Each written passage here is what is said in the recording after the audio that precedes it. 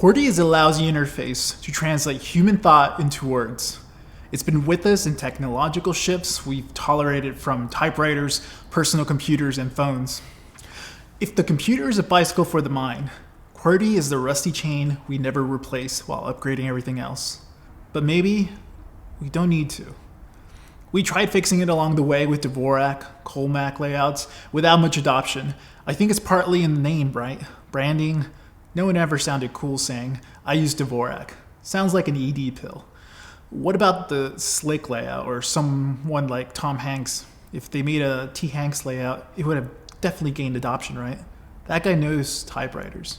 Speaking of which, let's go on a quick history side quest.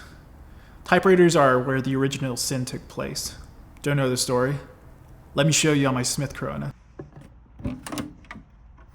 No, I didn't buy this for the video.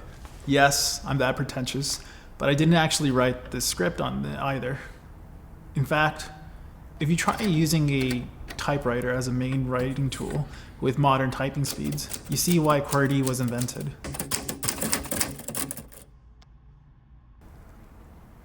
It's stuck. Yes, like a piano, this tool has little hammers that smack ink onto your paper. In fact, the inventors were inspired by a Scientific American article alluding to a literary piano. Isn't that pretty? The inventors almost got stun-locked by this phrase, so much so the first iteration had piano-like keys, but then that got swapped for buttons, thankfully. But unlike pianos, where the keys hammer up and the strings are different lengths, these hammers' lengths are different so that they may hit the center in the exact same spot. This design constraint begs for some relief from the paper smacking, so they rearranged the letters around the constraint. That's like arranging the phone around a camera. Oh.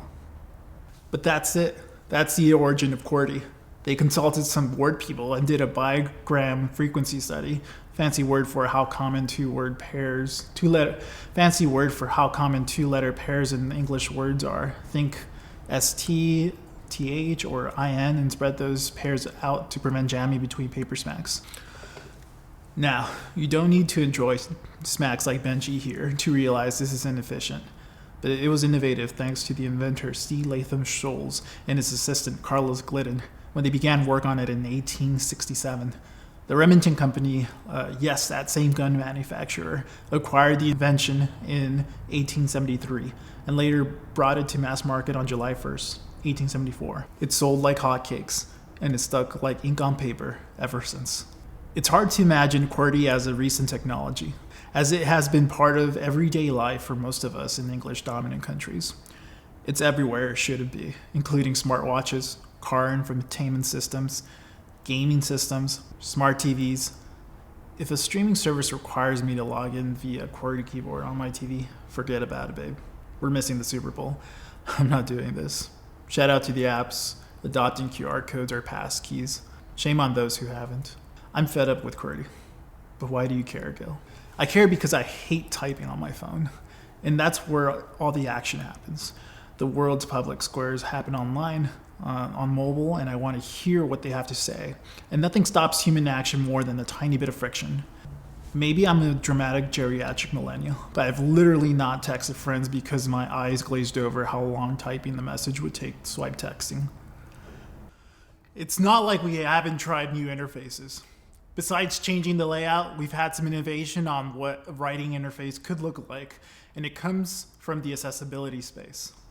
It's truly impressive and a great reminder that we humans are tool builders and can think outside the box.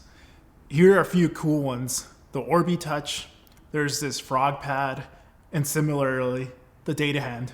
There are interfaces that don't always need hands. Stephen Hawking famously used the Easy Keys software with face gestures, which would scan through letters and characters based on frequency in English words. Sound familiar? Later on, Intel will work on a word predictive solution using the context of the former words to suggest the next word, doubling his writing time. Imagine all the writing he'd never got to completing. What will the final non-QWERTY form look like? Lately, my favorite writing interface for quick writing has been voice-to-text. Most of us speak faster than typing, especially us yappers, and it's easier. It's been famously bad with early AI assistants like Siri, but it's gotten a lot better, and it hasn't reached the masses yet. The typewriter pulled women into offices in the 1880s, and not by accident. Sholes used his own daughter Lillian to demonstrate the machine in promotional photos. Remington built it on the sewing machine stand with floral trim and sent attractive women to demo at trade shows. The pitch was easy enough for women. It worked. Women went from under 4% of clerical workers in 1874 to 75% by 1900. The interface decided who got to participate.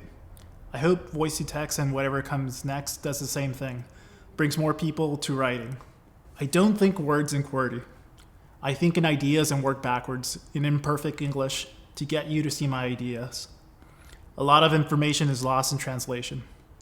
Every interface shift changes who gets to write. The next one will too, and I want to read what those people have been waiting to say. If the computer is a bicycle for the mind, it's time we replace the rusty chain.